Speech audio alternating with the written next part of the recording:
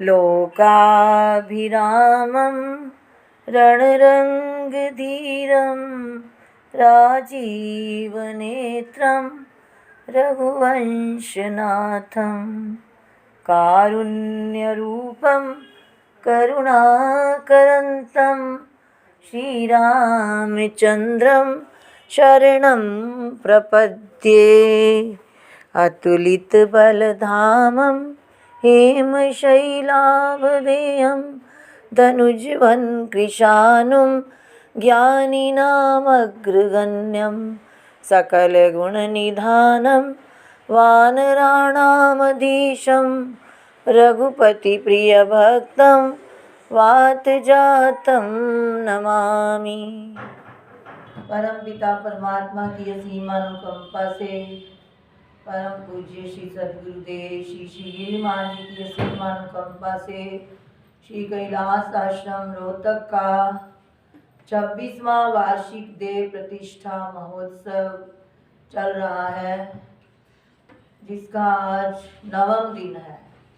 कल इसकी समाप्ति करेंगे, क्योंकि होलिका दहन के बाद जब धुलहंडी होती है, अर्थात जो प्रहलाद को सब उस राख को झाड़कर देखते हैं कि हमारा मित्र कुशल है, और उसमें ध्वनि आ रही होती है, हरे राम राम राम हरे हरे, हरे कृष्ण कृष्ण कृष्ण हरे हरे। तो सभी उसके मित्रजन एक दूसरे पर रंग डालते हैं, तो उसको कहा जाता है धुलहंडी। पहले दिन होता है होलिका दहन। कल हम प्रहलाद जी की कथा स्मरण करेंगे। तो जो प्रसंग चल रहा है राम गीता, कल हमने पढ़ा कि भगवान राम ने संपूर्ण नगरवासियों को, गुरुजनों को, प्रमुख जनों को बुलाया कि मुझे बहुत ज़रूरी बात करनी है। क्या कहा भगवान राम ने? राजा हो तो राम जैसा। आध्यात्मिकता की ओर उनका ध्यान दिलाया कि यह जो मानव शरीर है, बड़ी जन्मांतर के पुण्य हो तभी प्राप्त होता है। बड़े भाग मानुष तन पावा, सुर दुर्लभ सब ग्रंथ गावा, साधन धाम मोक्ष कर द्वारा, पाई न जेहि परलोक समारा। इस मानव शरीर को पाकर भी जो परमात्मा की प्राप्ति नहीं करते, जो परम शांति को प्राप्त नहीं करते, वह प्रलोक में दुख पाते हैं, सिर पीट पीट कर पछताते हैं। कभी कहते हैं हमें समय नहीं मिलता, कभी कहते हैं हमारे कर्मों में नहीं लिखा, कभी कहते हैं ईश्वर ने हमारे साथ अच्छा नहीं किया, तो वो मिथ्या ही दोष लगाते हैं। भगवान राम सावधान कर रहे हैं कि इस मानव शरीर का फल केवल विषय भोग ही नहीं है, और केवल स्वर्ग प्राप्त कर लेना वो भी नहीं है। जो हम सकाम कर्म करते रहते हैं, ये करें ये मिलेगा, ये करें ये मिलेगा, ते तम भुक्त्वा स्वर्ग लोकम विशालम, क्षीणे पुण्य मर्त्य लोकम विशंति। स्वर्ग से भी वापस लौटना पड़ेगा जब पुण्य क्षीण हो जाएंगे। वहाँ बताया नहीं जाता कि आपको कब तक रुकना है। कहते हैं एक बार एक सेठ और नौकर दोनों को स्वर्ग मिला। नौकर बड़ा ही ईमानदार था। नौकर को पहले मिल गया और सेठ बाद में पहुंचा। वो कहता है तू मेरा नौकर और मेरे से पहले पहुंच गया है। और जब पुण्य क्षीण हुए तो सेठ को वहां से पहले धक्का दिया गया। तो वो कहता है कि मैं सेठ और मुझे पहले जाना पड़ रहा है। तो स्वर्ग में भी दुख है, यानी जैसे ही पुण्य क्षीण होते हैं, जैसे बर्फ पिघल जाती है, उसी प्रकार जब हमारे पुण्य अकस्मात समाप्त हो जाते हैं तो वहाँ से फिर मृत्यु लोक में लौटना पड़ता है। वहाँ पर कोई नौकर कोई सेठ ऐसा नहीं देखा जाता। पुण्यों का हिसाब किताब होता है। जिसके पुण्य अधिक हुए उसको स्वर्ग अधिक समय तक, और जिसके पुण्य कम होते हैं उसे कम समय तक स्वर्ग मिलता है। और सबसे अधिक दुख वहाँ ये होता है कि जो अपने से नीचे बैठे होते हैं उनको देखकर अभिमान होता है कि मैं इससे बड़ा हूँ। अभिमान ही दुखदायी है। और जो अपने से ऊपर बैठे होते हैं उनको देखकर ईर्ष्या होती है कि ये मेरे से आगे क्यों बढ़े। तो ऐसा स्वर्ग लेकर भी भगवान कहते हैं क्या करोगे? जो मनुष्य शरीर पाकर विषयों में मन देते हैं वो तो मानो अमृत पलट कर, यानी अमृत को गिराकर और विष ले लेते हैं। अमृत के बदले विष लेना बहुत भारी मूर्खता है। इस प्रकार कल का हमने उपदेश पढ़ा, अभी राम जी का ही उपदेश चल रहा है कि मनुष्य शरीर में अगर सदगुरु देव का मिलाप हो जाए, जो कि इस भव सागर से पार करने के लिए जहाज के समान है, उनको पाकर भी जो मनुष्य अपना कल्याण नहीं करता तो वह आत्मघाती है, आत्माहन गति जाई। आज हम उत्तरकांड के 44 दोहे के बाद पढ़ेंगे। भगवान राम कह रहे हैं, जो परलोक यहाँ सुख चाहूं, सुनि मम बचन हृदय दृढ़ गाऊं। सुलभ सुखद मार्ग यह भाई, भक्ति मोरी पुराण श्रुति गाई। ज्ञान अगम प्रत्युह अनेका, साधन कठिन न मन कहूँ टेका।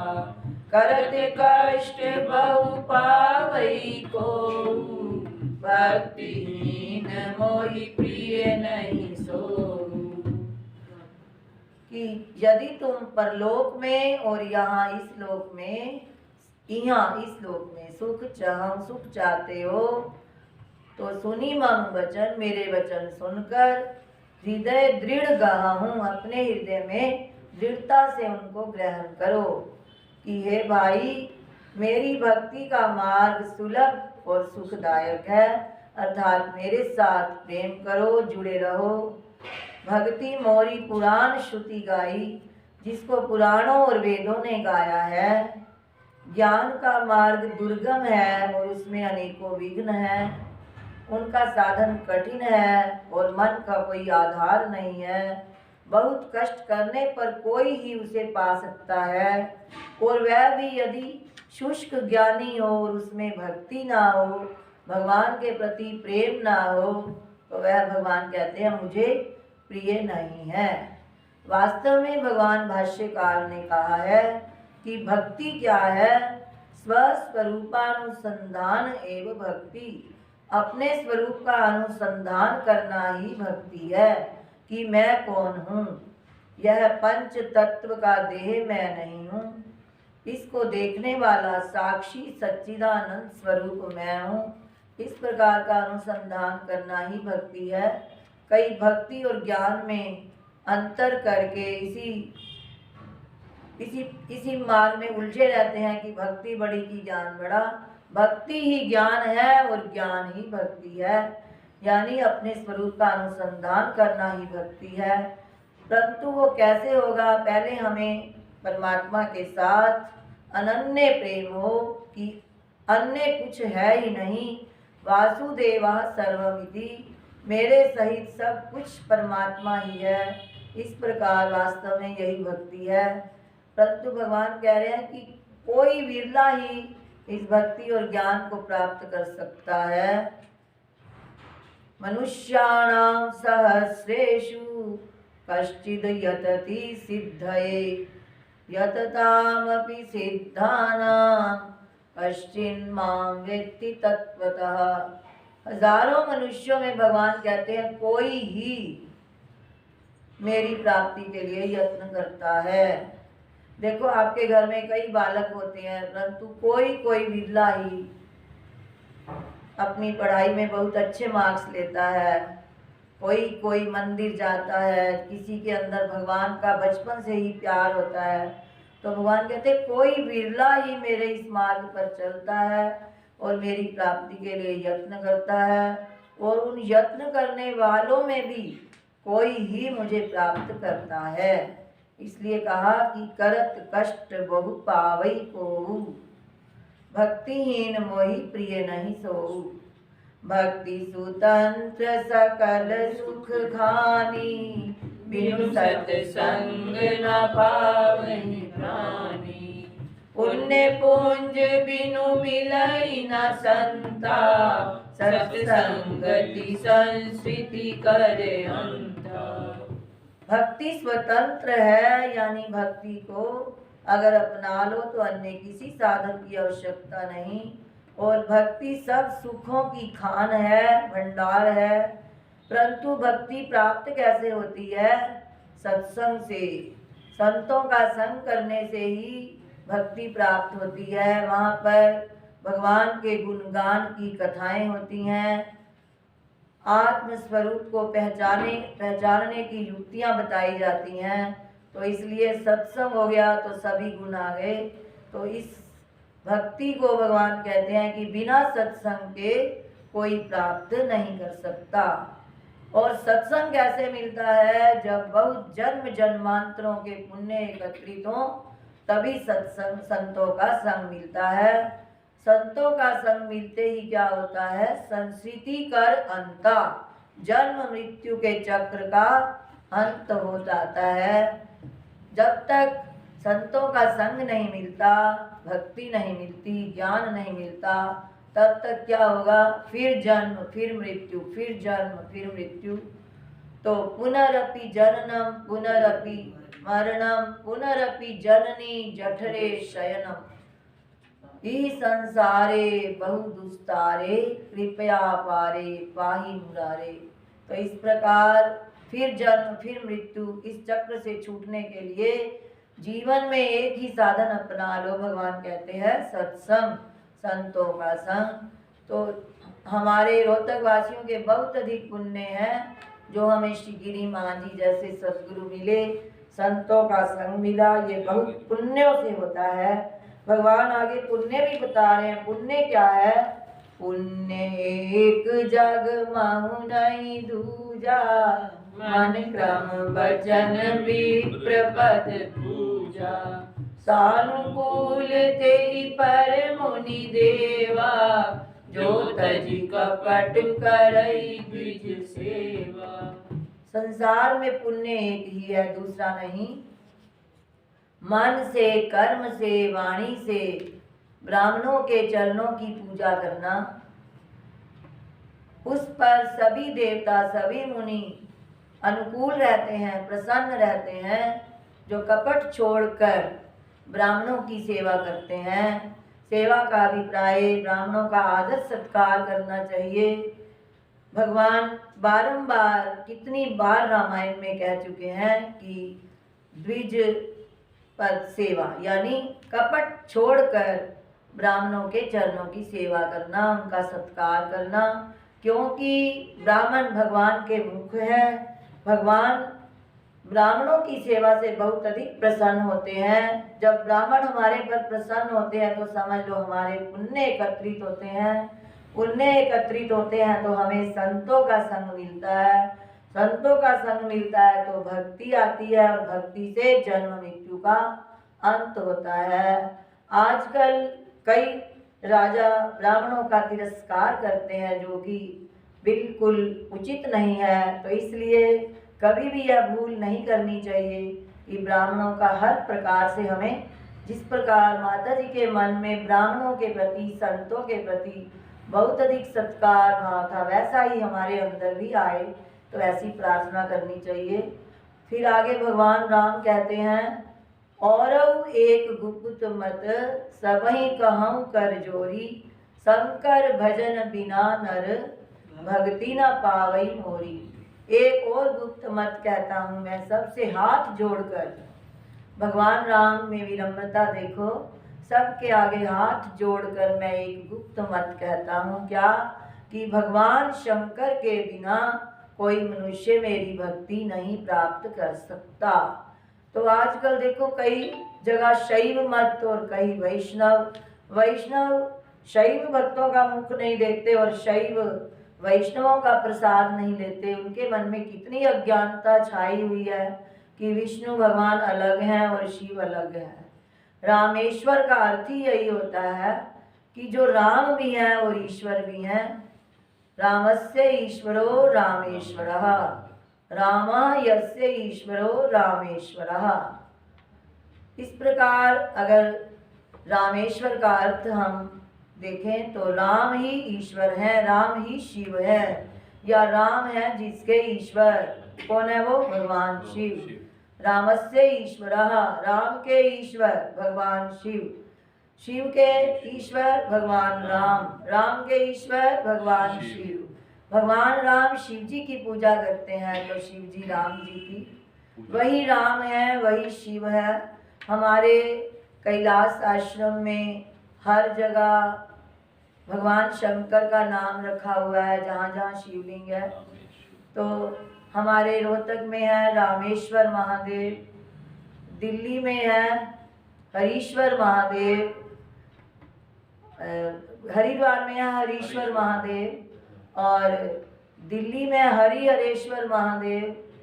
इस प्रकार ऋषिकेश में है अभिनव चंद्रेश्वर महादेव। तो यहाँ तो है ही हमारे रामेश्वर महादेव। तो राम ही शिव है और शिव ही राम है, इनमें भेद नहीं है। तो इसलिए कभी भी ऐसा नहीं सोचना चाहिए कि मैं तो भगवान शिव का ही भजन करूँगा, या राम अलग हैं शिव अलग है। वही राम है वही शिव है। स ब्रह्मा स शिवा सेन्द्रः सोक्षः परम स्वराट, स एव विष्णु स प्राणः स कालोग्नि स चंद्रमा। वेद का उद्घोष है कि कोई भेद नहीं है। जिस प्रकार स्वर्ण के भूषण अलग अलग होते हैं परंतु वास्तव में सब स्वर्ण ही है, उसी प्रकार ये नाम अलग अलग है परंतु वास्तव में परमात्मा एक ही है। एको देवः सर्वभूतेषु गूढ़ः। इसीलिए कहीं भी किसी प्रकार का विरोध नहीं करना चाहिए। और वो तो भगवान राम स्वयं यहाँ कह रहे हैं, और एक गुप्त मत सबहि कहूँ कर जोरी, शंकर भजन बिना नर भक्ति न पावई मोरी।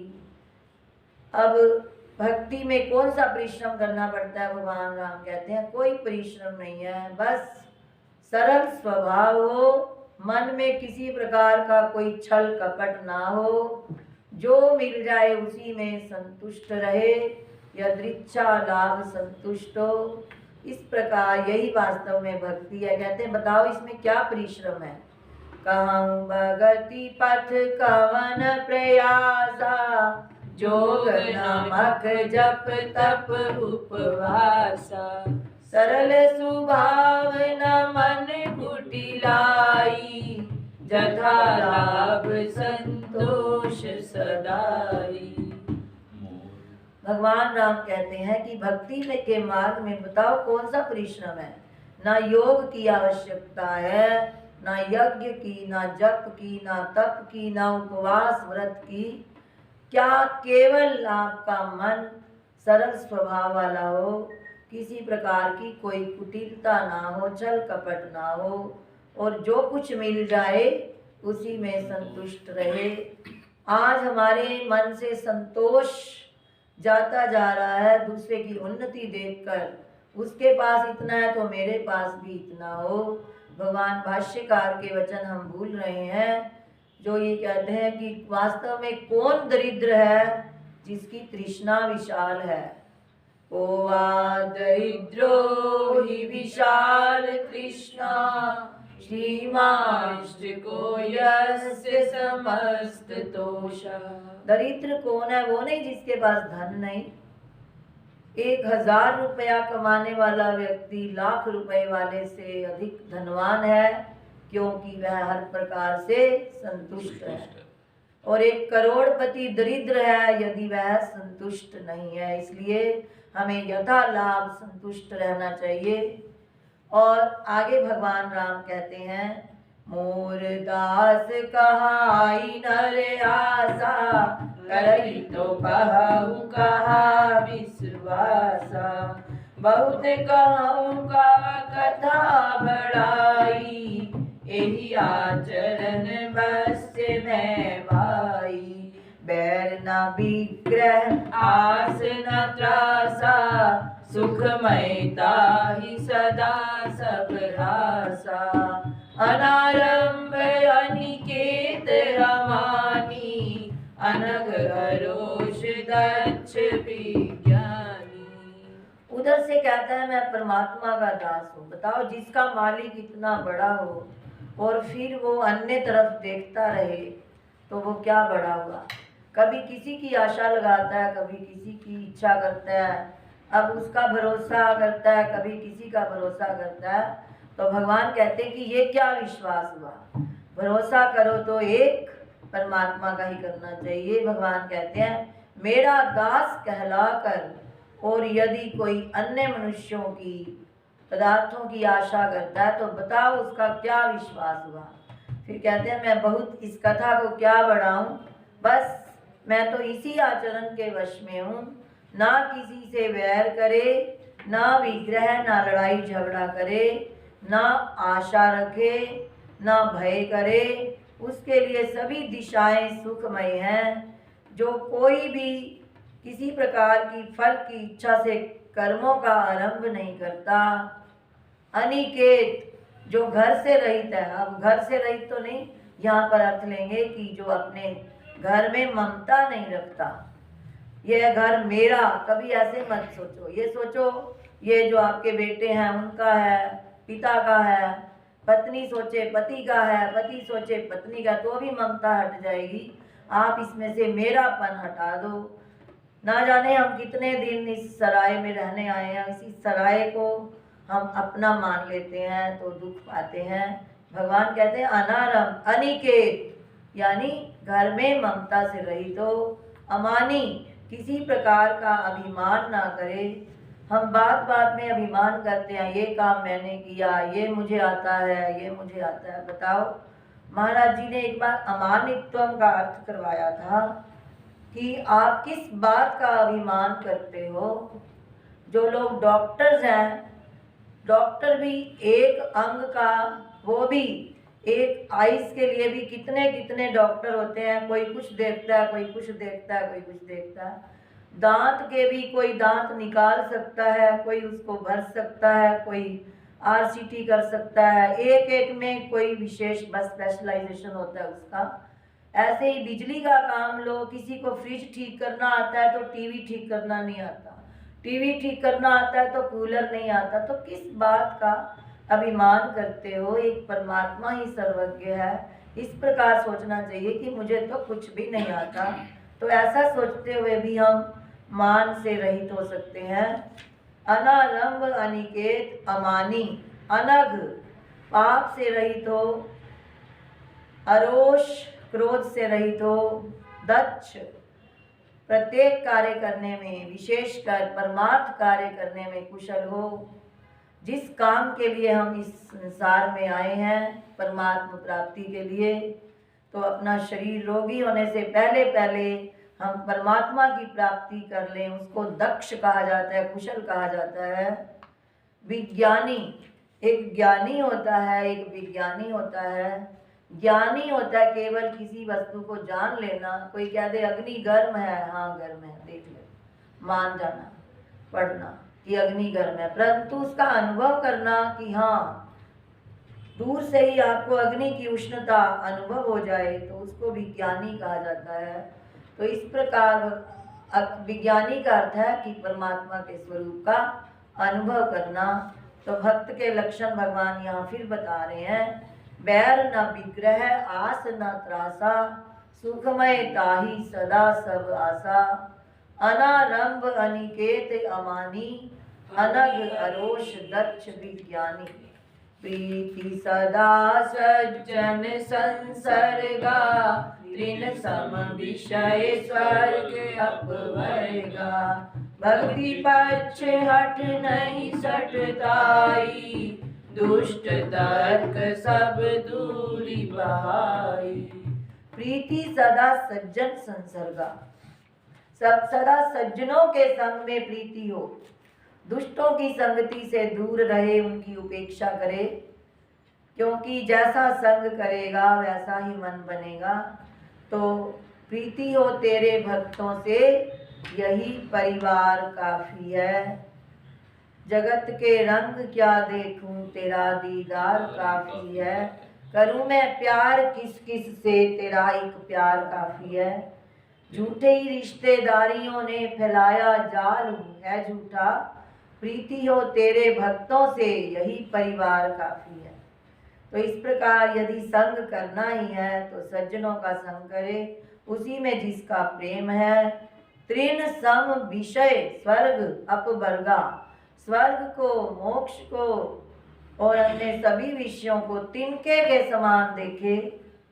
जैसे तिनका एक तुच्छ दृष्टि से हम देखते हैं, इसी प्रकार सभी विषयों को तुच्छ दृष्टि से देखे कि इन विषयों से मेरा कल्याण नहीं होने वाला। स्वर्ग प्राप्ति भी कोई बहुत बड़ा सुख नहीं है, यहाँ तक कि मोक्ष की भी इच्छा ना करे। भक्ति के सामने मोक्ष को भी तृण के समान कहा। तो हम कई बार विषयों में क्यों प्रीति करते हैं? क्योंकि वो हमें शोभनकारी लगते हैं, बहुत सुंदर लगते हैं। हम सोचते हैं ये विषय इसी प्रकार बने रहेंगे, हमारा शरीर बना रहेगा, परंतु ना विषय रहेंगे ना शरीर रहेगा। रामका और बांका की कथा श्री गिरी माँ जी सुनाया करते थे। पति पत्नी दोनों लकड़ियां चुनने जाते थे, तो एक बार लक्ष्मी जी विष्णु भगवान से कहने लगी कि आप अपने भक्तों को इतनी दरिद्रता में क्यों रखते हो? भगवान कहते हैं मैं इन्हें देता हूँ, ये लेते ही नहीं। तो लक्ष्मी जी कहती है आप एक बार देकर तो देखो। विष्णु भगवान कहते हैं ठीक है। वो जब जाने लगते हैं जंगल में तो एक मोहरों की थैली रख देते हैं भगवान। जैसे ही जाते हैं तो पति आगे आगे चल रहा होता है और पत्नी पीछे होती है। पति देखता है कि इसमें मोहरे हैं, वो साइड पे कर देता है उसको। तो पत्नी पीछे से आ रही होती है, वो कहती है क्या कर रहे हो, ये मिट्टी के ऊपर मिट्टी डाल रहे हो। तो पति बहुत प्रसन्न होता है कि तू तो मेरे से भी आगे बढ़ गई, मुझे तो वो मोहरे नजर आई परंतु तेरे को वह सोने की मोहरे भी मिट्टी के समान नजर आई।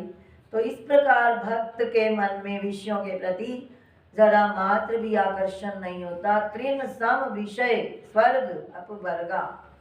और भक्ति पक्ष हठ, हठ का मतलब है यहाँ पर दृढ़ता, कि वह भक्ति के पक्ष में दृढ़ता रखता है, किसी के कहने पर विचलित नहीं होता, उसकी भक्ति अव्यभिचारिणी होती है और नहीं सठताई, वो किसी के मत का खंडन नहीं करता। दुष्ट तर्क सब दूरी बहाई, और दुष्टों के कुतर्कों को दूर बहा देता है, उनकी ओर ध्यान नहीं देता। अब भक्त के ही लक्षण बतला रहे हैं भगवान राम। मम गुण ग्राम नाम रत, गत ममता मद मोह, ताकर सुख सोई जानही, परानंद संदोह। मम गुण ग्राम, जो मेरे गुणों के समूह में, मेरे नाम में रत प्रेम करता है, उसी के आश्रय रहता है। गत ममता मद मोह, गत का अर्थ होता है रहित, जो ममता से रहित है, मद सूक्ष्म अभिमान से रहित है, मोह से रहित है, उसका सुख वही जानता है। जो परानंद संदोह, जो परमानंद राशि को, संदोह का अर्थ लेंगे राशि, जो परम आनंद की राशि को प्राप्त हो चुका है, वही उस सुख को जानता है। जिस प्रकार गूंगा गुड़ का स्वाद बता नहीं सकता, इसी प्रकार जो परमात्मा के परायण अनन्य भक्त है, उस सुख को वही जानता है। अवांग मनस गोचर है उसका सुख, वाणी और मन का वह विषय नहीं है, वो वर्णनातीत है। तो इस प्रकार ये राम गीता तो यहाँ समाप्त हुई। अब जिन जिन नगरवासियों ने सुनी, सभी गुरुजन और नगर के मुख्य लोग भगवान राम का बहुत अधिक धन्यवाद करते हैं, बारंबार प्रणाम करते हैं कि हे भगवान, आपने हमारे को बहुत अधिक हितकर उपदेश दिया।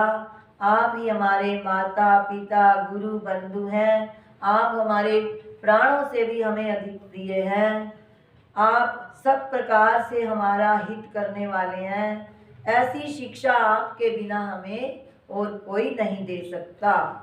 सुनत सुधा सम बचन राम के, गए सबनी पद कृपा धाम के। जननी जनक गुर बंधु हमारे, कृपा निधान प्राण दे प्यारे। तनु धनु धाम राम हितकारी, सब विधि तुम प्रणतार तिहारी। असि सिख तुम बिनु देहि न कोहु, मातु पिता स्वार्थ रत ओहु। हे भगवान, ऐसी शिक्षा आपके बिना हमें कोई नहीं दे सकता। माता पिता चाहे हितैषी हैं, शिक्षा देने वाले हैं, परंतु वे भी तो स्वार्थ परायण हैं। ये तो त्रेता युग के लोग कह रहे हैं। कलयुग के लोगों के माता पिता तो बस हमारा बच्चा इतना पैकेज कमा ले, यहाँ चला जाए, यहाँ चला जाए, बस केवल धन मात्र की जो इच्छा रखते हैं माता पिता, वो अपने बच्चों में क्या संस्कार देंगे। तो इस प्रकार माता पिता को स्वार्थी नहीं होना चाहिए, परंतु ये स्वयं कह रहे हैं कि माता पिता भी स्वार्थरत हैं। तो असली माता वही माता है, पिता वही पिता है, भाई वही भाई है, जो अपने संबंधियों को परमार्थ मार्ग में लगाए। तो आगे फिर कह रहे हैं नगर के वासी कि हे भगवान, संसार में केवल दो ही हित करने वाले हैं। कौन? एक भगवान आप और एक आपके सेवक संत जन। बाकी तो सारा जगत स्वार्थ का ही मित्र है। सपने में भी परमार्थ का भाव उनके मन में नहीं है। इस प्रकार सबके प्रेम रस में वचन सुनकर भगवान राम बहुत अधिक हर्षित हुए और सब अपने अपने घरों में चले गए और भगवान की आज्ञा को शिरोधार्य करते हुए, उसी का चिंतन कथन मनन करते हुए सब अपने अपने घर जाते हैं। अंत में शिव जी कहते हैं, हे पार्वती, अयोध्या में रहने वाले सभी पुरुष स्त्री कृतार्थ स्वरूप हैं, जहाँ स्वयं सच्चिदानंद घन ब्रह्म श्री रघुनाथ जी राजा हैं। हेतु रहित जग जुग उपकारी, तुम तुम्हार सेवक असुरारी। स्वार्थ मीत सकल जग माही, सपने प्रभु परमारथ नाही। सबके बचन प्रेम रस साने, सुनि रघुनाथ हृदय हर्षाने। निज निज गृह गए आयसु पाई, बरनत प्रभु बति कहीं सुआई। उमायावधवासी नर नारी कृतारथ रूप, ब्रह्म सच्चिदानंद घन रघुनायक जय भूप। शिव जी कहते हैं, हे पार्वती, हे उमा, अयोध्या में रहने वाले सभी नगरवासी, सभी पुरुष स्त्री धन्य हैं, कृतार्थ रूप हैं, जहाँ स्वयं सच्चिदानंद घन ब्रह्म श्री रघुनाथ जी राजा हैं। तो राजा हो तो आदर्श राजा भगवान राम जैसा, जो अपनी प्रजा को आध्यात्मिकता में लगाए। तो आज यहीं पर हम श्री राम गीता का समापन करते हैं। बोल सियापति रामचंद्र महाराज की जय। पवन सुत हनुमान की जय। पवन तनय संकट हरन, मंगल मूर्ति रूप। राम लखन सीता सहित, हृदय बसौ सुरभूप। जीवन मुक्त महामुनि जेऊ, हरि गुण सुनहि निरंतर देव। सुनहि विमुक्त विरत अरु विषयी, लहै भगति गति संपत्ति न।